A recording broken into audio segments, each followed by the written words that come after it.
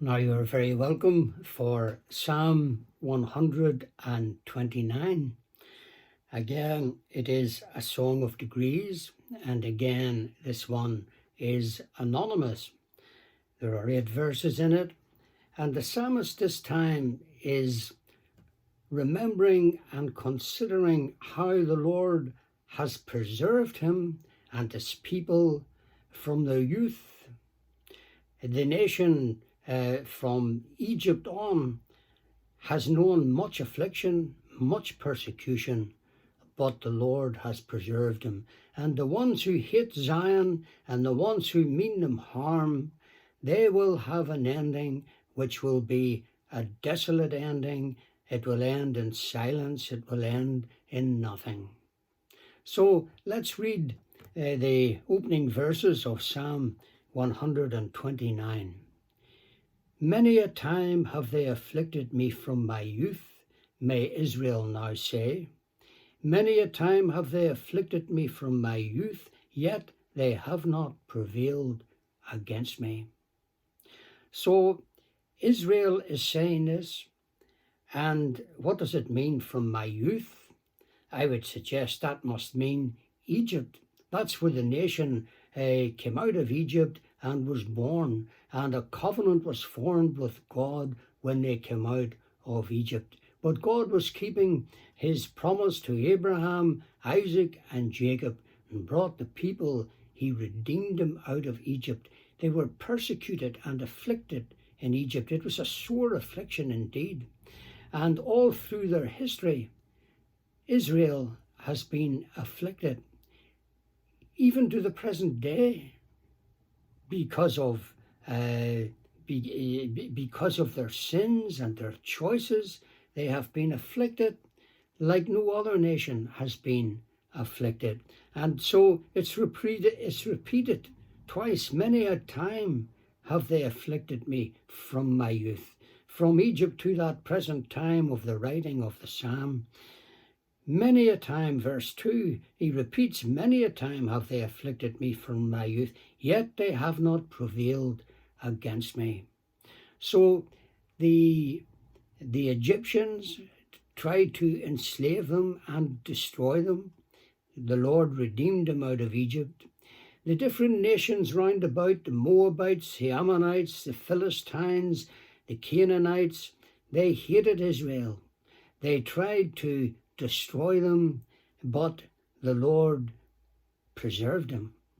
And when it came to stronger nations like the Assyrians and the Babylonians and the Persians, there were many times when they tried to destroy Israel, but they have not prevailed against me. It's a good thing for the Christian to remember, since the day that we were saved, the Lord has kept us.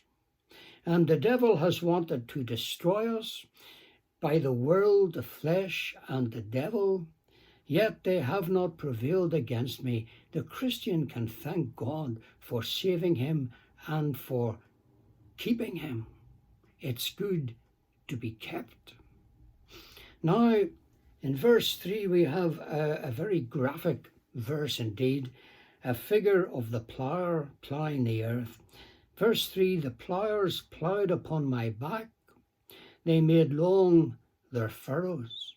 So here he is comparing to the plough cutting up the ground, making a deep, long furrow, to scourging and whipping on the back. And that was how they had, as it were, afflicted Israel over the years. The ploughers ploughed upon my back, they made long their furrows. Of course, this verse is also, there is a prophetic element in it, isn't there? To the Lord Jesus, who knew what it was to be scourged.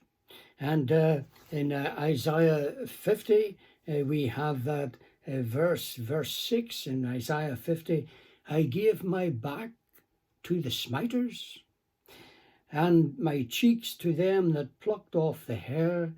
I hid not my face from shame and spitting. Now notice those things in the part of the Lord, they were voluntary. He didn't resist them. He said, I gave my back to the smiters. Now, if you were going to be scourged, you might struggle and twist and try to get away from the whip and from the lash. He says, I gave my back to the smiters. And he says, and my cheeks to them that plucked off the hair. So if someone was going to try to pull your beard or your facial hair and pluck it out, a very painful thing indeed, you would try to avoid his hand and turn from him. And yet it says, I gave my back to the smiters, and my cheeks, he gave his cheeks to them that plucked off the hair. And then it says, I hid not my face from shame and spitting. He didn't hide his face. He didn't even try to avoid the spittle. That's the Lord Jesus, totally unique in the history of this world, the only one who had never sinned, allowed himself to be spat on. So it says, the ploughers ploughed upon my back, they made long their furrows. Verse 4, the Lord is righteous. He hath cut asunder the cords of the wicked. So they are not going to be triumphant. And the cords that the different enemies would have tried to have subdued Israel and destroyed them, the Lord has cut asunder those cords. What a mighty deliverer the Lord is. He's cut asunder the cords of the wicked. So notice the nature of the enemy. They're wicked, and yet the Lord has delivered from these wicked men. Verse 5, let them all be confounded and turn back that hate Zion. Now, not only are they wicked, but they're full of hatred. They hate Zion. The Canaanite nations hated Israel. The Babylonians hated Israel. They hated Zion. And the Romans destroyed the Temple Mount and destroyed the temple in AD 70. And what you have today are people who have built their own shrine on it, and they hate Zion. Hate Zion. So we're not talking about just a little a bit of rivalry between nations and real estate or land or anything like that. This is deeper than that. This is a hatred of Zion, because Zion was the city of God, the God of Israel. And Zion had on it the Lord's presence, the temple, which was the dwelling place of God. And the nations round about hated Zion. So let them be confounded and turn back that hate Zion.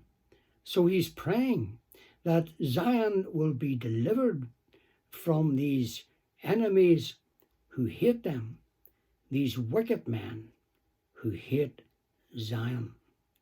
And he prays this, let them be like the grass upon the housetops, which withereth afore it groweth up.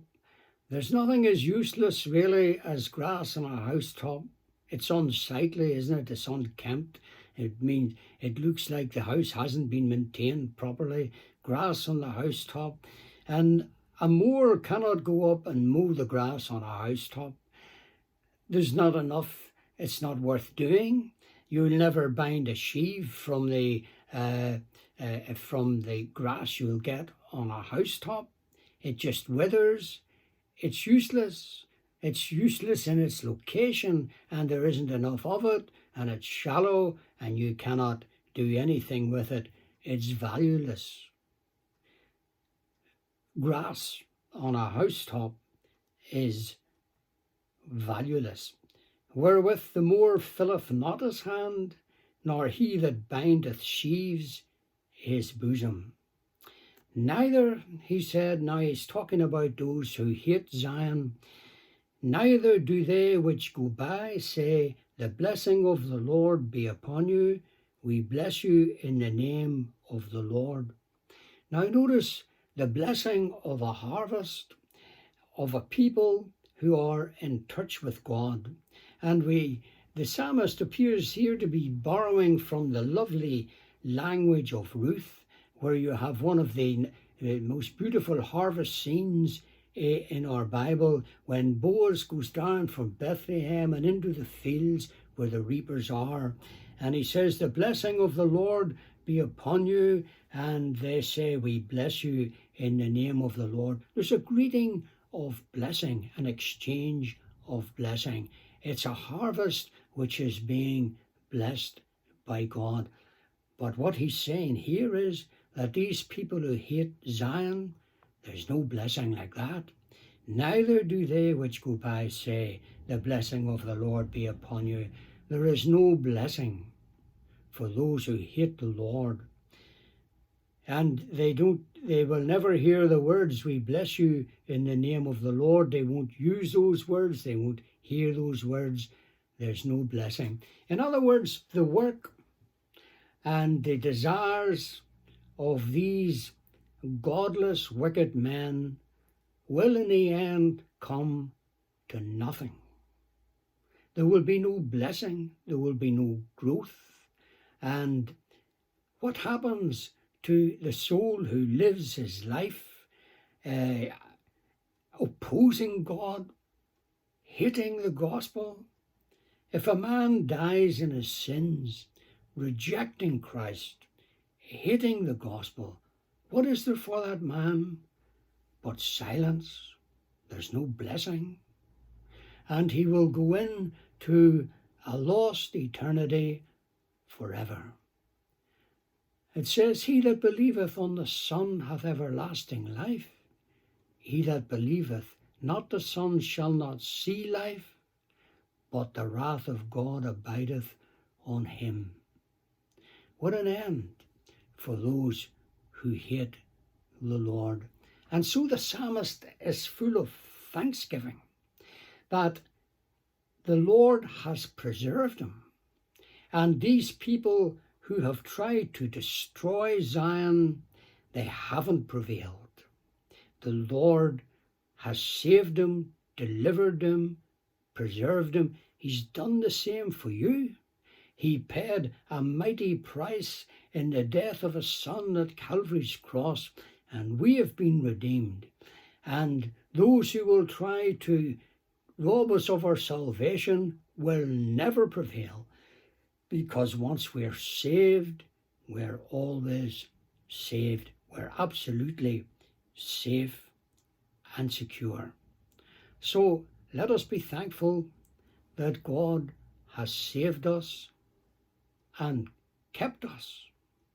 And it's a wonderful thing to know that the Lord is keeping us day by day, and he will take us safely to heaven.